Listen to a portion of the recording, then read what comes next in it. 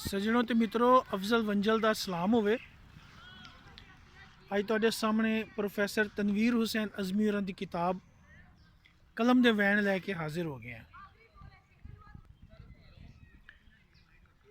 अर्ज कीता जी, बंदियां नूं पै मारदे बंदे, बंदियां नूं पै मारदे बंदे, उंज ने इक्को गार दे बंदे। लिखी ना सच, सच ना बोली, कह गए ने सरकार दे बंदे।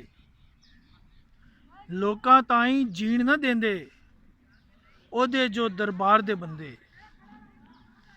उरले हत्थी मारी जांदे, साड़न परले पार दे बंदे।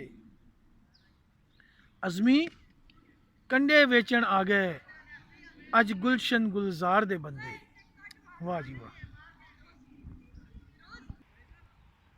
अगली गज़ल है जी, अखियां विच ने प्यार दे सुफने, अंदरों अंदरी मार दे सुफने। माली आप ही तोड़ी जांदे, कलियां ते महकार दे सुफने। मरियां अखां तां कढियां जे, वेखदियां सन यार दे सुफने। जिस दिन दा सच बोल के आया, वेख रिया वां दार दे सुफने। अज़मी वेखी तोड़ ना देवी, ए मेरे एतबार दे सुफने। जींदे रहो ते वसदे रहो, रब राखा।